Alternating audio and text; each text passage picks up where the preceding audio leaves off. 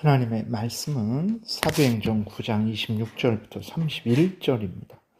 함께 봉독하겠습니다. 사울이 예루살렘에 가서 제자들을 사귀고자 하나 다 두려워하여 그가 제자됨을 믿지 아니하니 바나바가 데리고 사도들에게 가서 그가 길에서 어떻게 주를 보았는지와 주께서 그에게 말씀하신 일과 다메섹에서 그가 어떻게 예수의 이름으로 담대히 말하였는지를 전하니라. 사울이 제자들과 함께 있어 예루살렘에 출입하며 또 주 예수의 이름으로 담대히 말하고 헬라파 유대인들과 함께 말하며 변론하니 그 사람들이 죽이려고 힘쓰거늘 형제들이 알고 가이사랴로 데리고 내려가서 다소로 보내니라.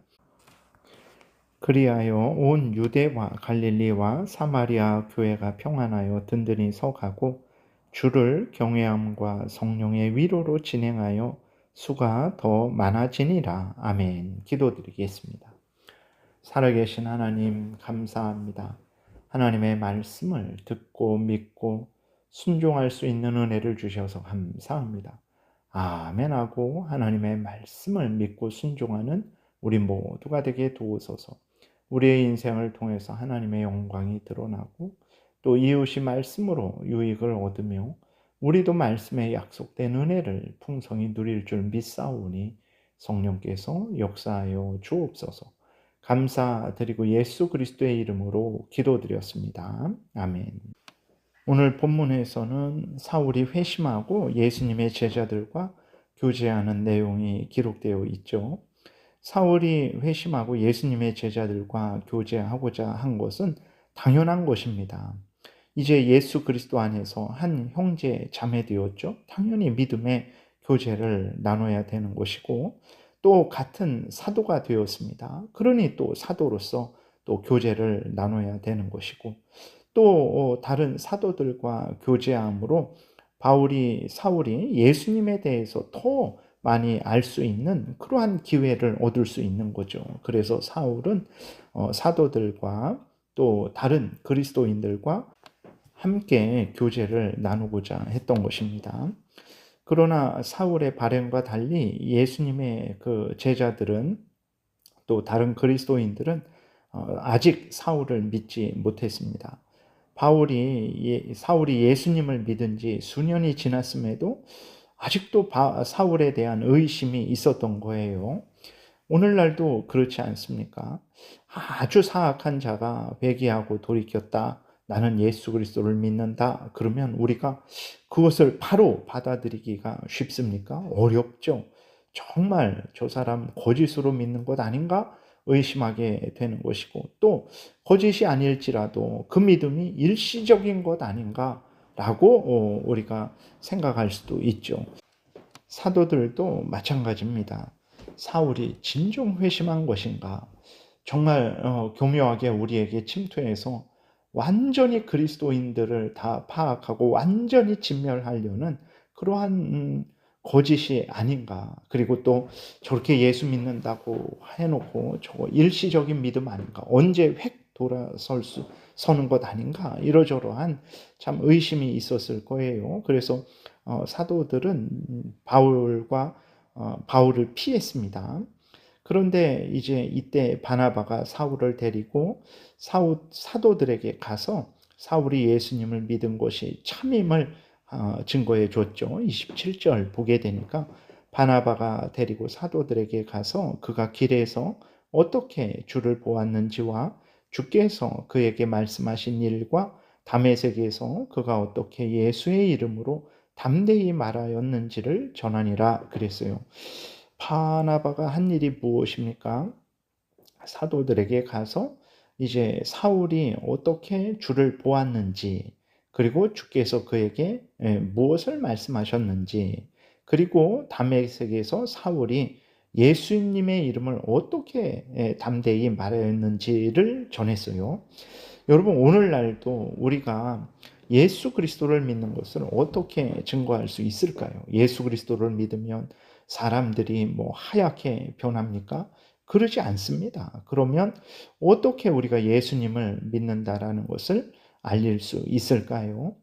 바나바가 사도들에게 한 것과 같은 것 이상으로 우리가 할 수 없죠. 우리가 예수님을 인격적으로 만나게 된 그 사건을 이제 이야기를 해 줄 수 있죠. 예를 들어서 어떤 사람들은 뭐 부흥회 갔는데 그 부흥회 그 시간 중에 특별히 어떤 뭐 체험을 해서 어 예수님의 은혜와 사랑을 알게 되고 구주임을 알게 되고 그리고 자신이 죄인임을 알게 되어서 뭐 예수님을 믿게 되었다.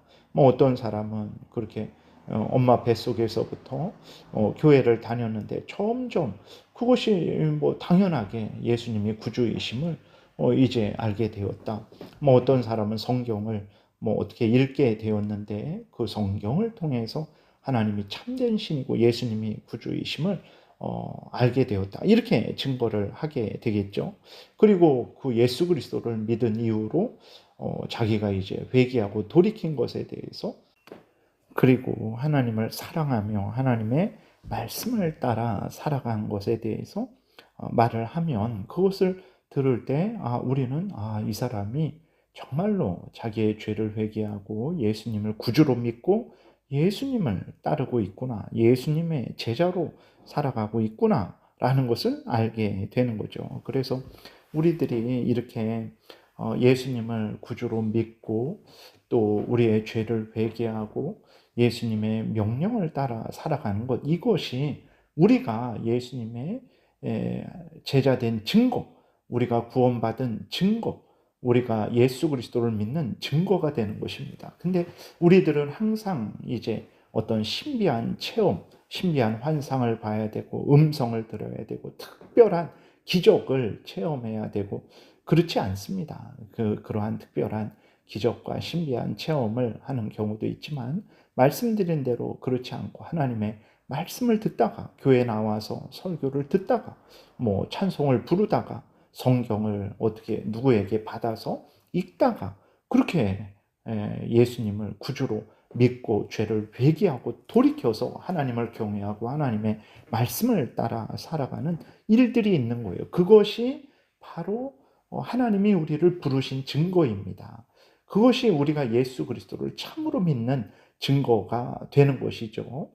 바나바가 이렇게 다른 것으로 하지 않았어요. 예수님을 믿은 일에 대해서 그리고 회개한 일에 대해서 그리고 그 이후에 변화된 삶에 대해서 그것을 이야기를 한 거예요. 그랬더니 이제 사도들도 이제서는 사울이 예수님을 참으로 믿는 것임을 인정하게 되고 사도들이 받아들이게 되죠. 그래서 함께 교제하게 됩니다. 바울은 예루살렘에 있는 사도들 또 성도들과 함께 교제하면서 그것으로 끝나지 않고 동시에 또 때마다 일마다 복음을 열심히 전했습니다.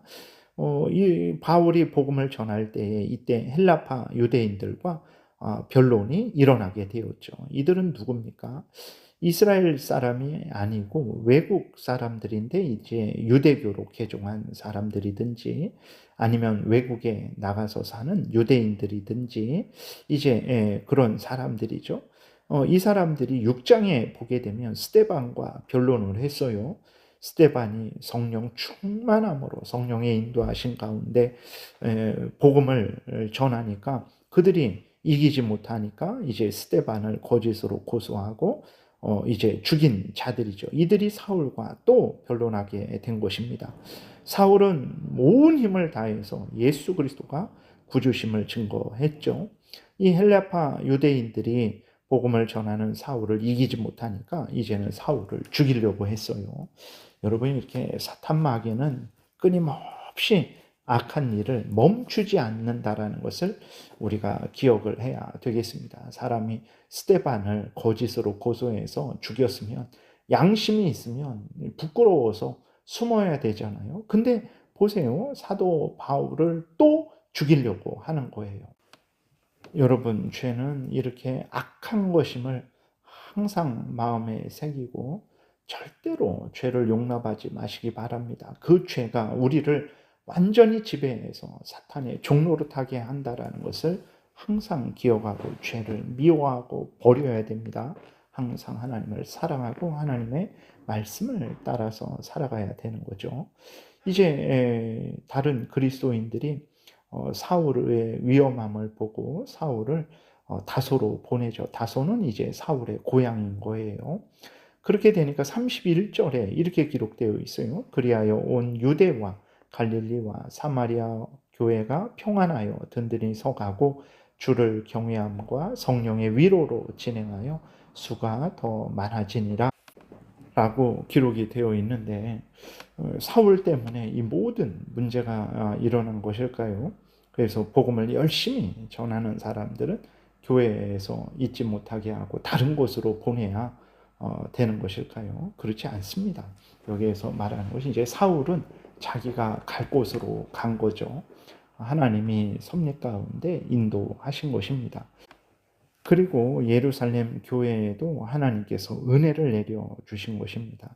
여전히 헬라파 유대인들은 사울이 없어졌을지라도 예수님을 전하는 다른 그리스도인들, 다른 사도들을 조롱하고 멸시하고 그들을 죽이려고 그랬겠죠. 그런데 하나님께서 크신 은혜를 내려 주시니까 그러한 방해꾼들, 핍박자들이 있음에도 불구하고 교회가 평안하여지고 든든히 서 간 것입니다. 그리고 그러한 힘들고 어려운 상황 속에서도 그 성도들이 주를 경외한 거죠. 성령을 의지한 것입니다. 그러니까 성령께서 그 모든 교회를 위로하시고 또 복되게 인도하신 거죠. 그리고 또 하나님의 택한 백성들을 거듭나게 하시고 예수 그리스도를 믿게 하시고 교회로 불러주신 거죠. 그래서 교회가 더 평안하여지고 든든히 서간 것입니다. 수가 더 많아진 것입니다. 여러분, 핍박자들이 있다고 해서 우리가 예수 그리스도를 전하는 것을 이제 뒤로 하고 그 예수님 열심히 전하는 사람을 딴 곳으로 보내는 것, 그래야 된다라는 것이 아닙니다. 핍박자들이 있을지라도 우리가 해야 될 일들을 하는 거예요.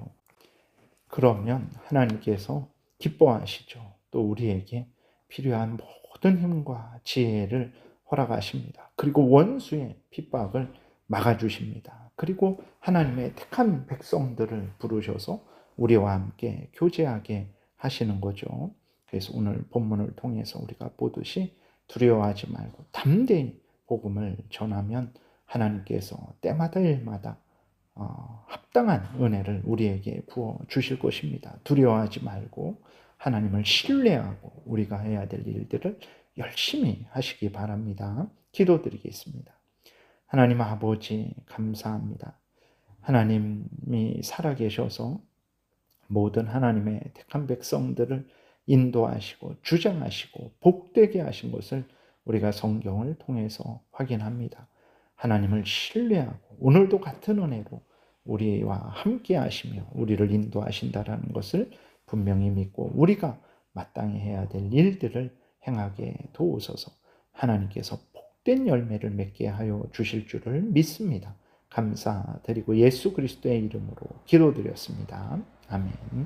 하늘에 계신 우리 아버지요, 이름이 거룩히 여김을 받으시오며 나라의 임하옵시며 뜻이 하늘에서 이루어진 것 같이 땅에서도 이루어지이다. 오늘날 우리에게 일용할 양식을 주옵시고 우리가 우리에게 죄 지은 자를 사하여 준 것 같이 우리의 죄를 사하여 주옵시고 우리를 시험에 들게 하지 마옵시고 다만 악에서 구하옵소서. 대개의 나라와 권세와 영광이 아버지께 영원히 있사옵나이다. 아멘.